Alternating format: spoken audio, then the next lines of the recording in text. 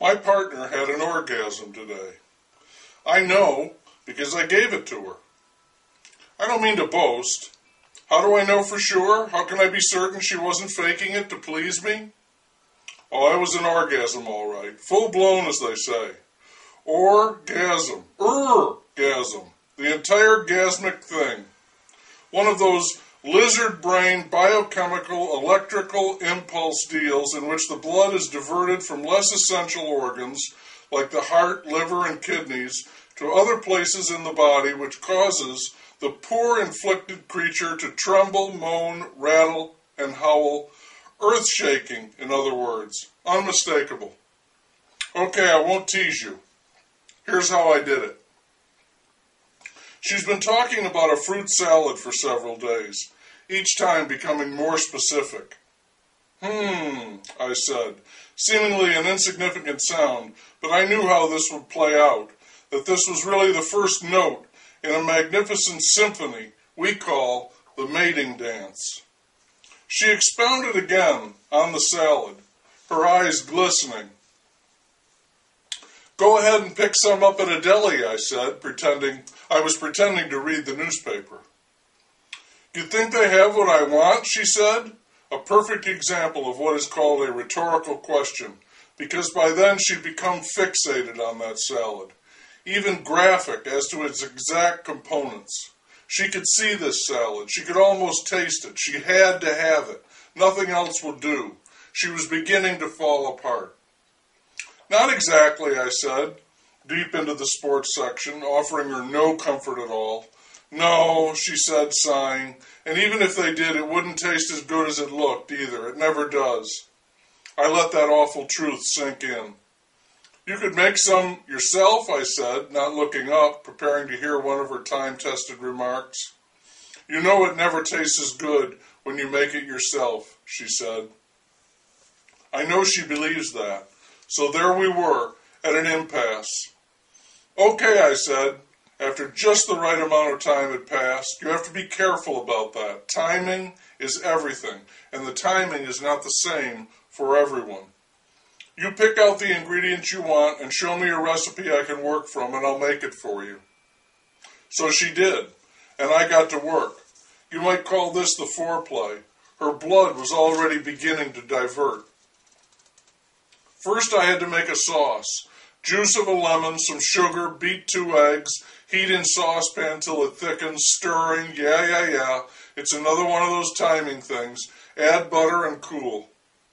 While that was cooling, I drained a can of mixed fruit, a can of pineapple tidbits. She specifically asked for tidbits, and we searched until we found a can that said tidbits, not slices, wedges, chunks, or crushed or whole, but tidbits. You have to be exact about this. And 2 cans of mandarin oranges. Reserve that juice. You can do something nice with that juice, like add it to crushed ice and rum. Add a cup of sweetened shredded coconut, shredded, not flaked. According to her, flaked gets lost. 2 cups of those miniature marshmallows, and for God's sake, check to make sure they're not stale. You go to all that trouble and make this salad with stale marshmallows, you will understand the meaning of the old expression, to shoot yourself in the foot.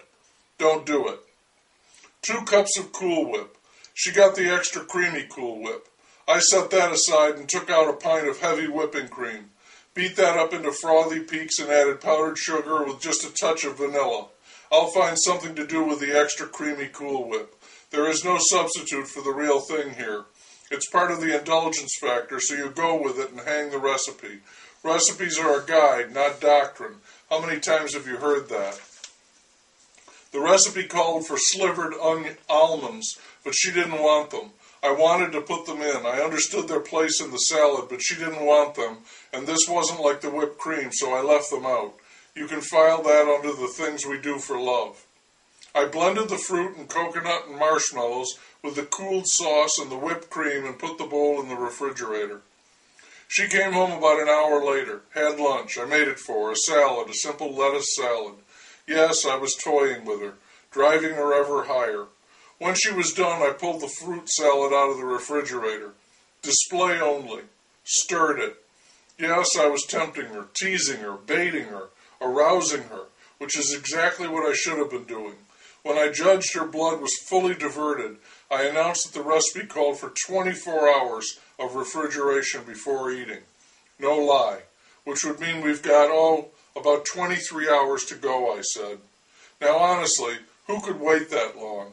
I was flirting with the line where temptation turns into torture. Perhaps the fiend who devised the recipe had a mate who could hold out for a day. That kind of stamina is nearly inhuman. I was only trying to plant the idea of such a delay in what remained of my partner's brain, to destroy that final trace of coherent thought, eradicate even hope, push her over the edge into total abandon, free fall, and I could tell from the vacant look on her face that I had succeeded. For you, however, I said, scooping some into a bowl, we speed up the cooling time. She broke like water surging through a dam. I helped her to a chair, fearing she might fall. She was giddy, dizzy. I've seen that look before. Please don't think me vulgar, but I knew she was about to come. Everything was perfectly aligned. This is when I delivered the drink with the fruit juice, crushed ice, and rum. I stepped back, giving her room. You never crowd them at the moment. She looked, gazed at the salad, and up at me and said, "Oh." With the spoon, she carefully separated a mouthful and put it on her tongue. There it is. Eyes closed. All peripheral systems shut down. We're talking pure sensation here. "Oh, yes," she cried, swallowing. "Oh, yes, that's it." No, she wasn't quiet about it, not at all. Passion will out. I went outside and walked around a bit, preening, I admit it, so the neighbors could see the kind of guy who could satisfy his woman like that. Marriage need not be the death of hope, my friend. It can be the boulevard of dreams. When I went back inside, having waited another precise duration of time, and please believe me, if you want to achieve the full effect, you have to lock this down to the very second. Be attuned to your partner like the orchestra is to the concertmaster. She looked at me with pleading eyes. Yes, she could have taken more without me, but she did not. She understands the dynamics of this game. "More, please," she said. I smiled, hesitated, for her, then took the salad back out of the fridge. She dove in for more, all pretense of restraint gone, the veneer of civilization stripped away, only naked appetite remaining. She had a dot of whipped cream on her nose. Such desire. "Oh, God," she said, through a sharp, creamy mouthful. "Oh, God, that's good. That's so good." My partner is multi-orgasmic. She climaxed repeatedly over the course of the next few days until the bowl of fruit salad was gone. And she'd still like more. Appetite leads on to appetite. We are all, in that way, insatiable. Aren't we lucky?